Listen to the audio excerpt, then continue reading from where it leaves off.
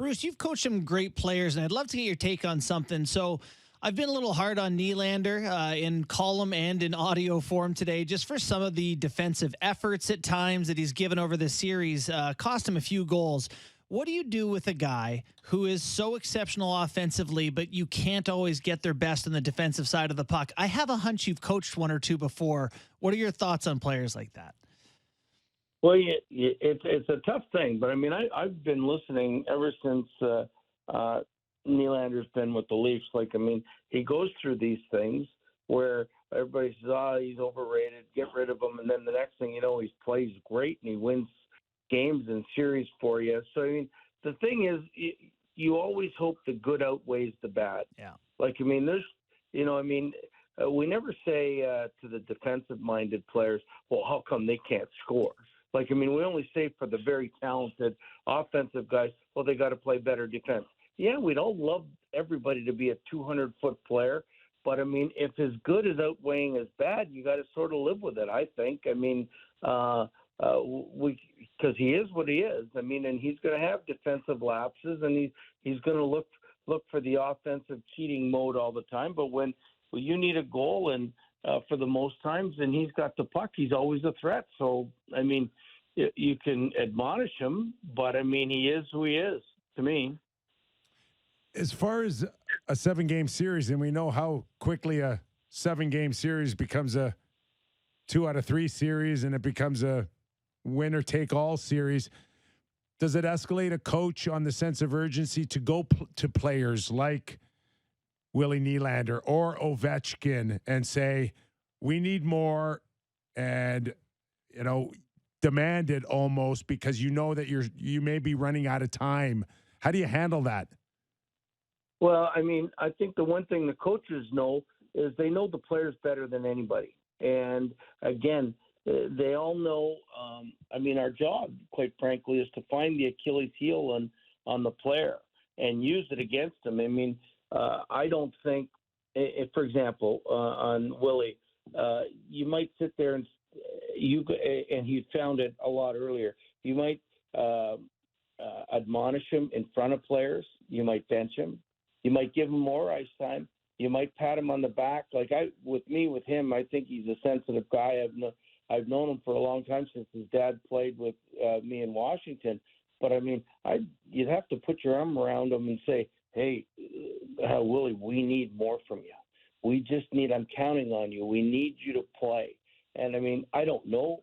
I don't know if that's the approach to him, but that's the approach I took out with certain individuals. I'll give you a Mike Green thing. Like the first time I had Mike Green and he was screwing up defensively, I came in and I just started screaming at him on the bench, and it got nowhere. He went into a shell, and he was terrible.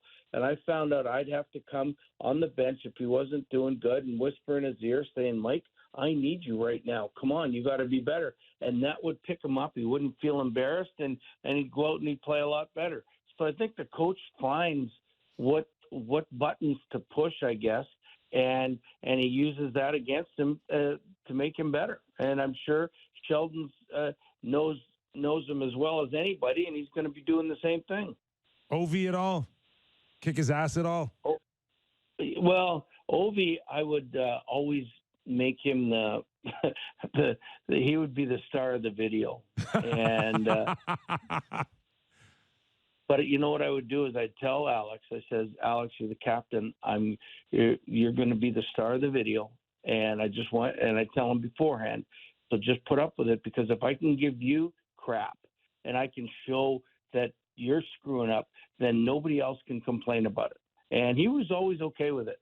He knew he didn't like no stars like being embarrassed. So you got to find the right way to approach these guys to make them do what you want them to do.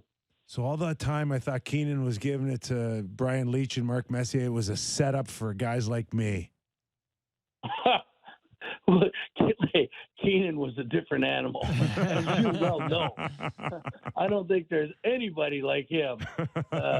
So one of the things that we talked about before you're on was how you would approach a guy like Matthew Tkachuk on the other side, who is so good. likes the physical stuff. You know, in order to shut a guy down like that, would you want your team to ramp it up in terms of physicality and intensity? Do you sag off him and just kind of let him be? What's the best way to approach shutting down a guy in a line as good as Tkachuk's line right now?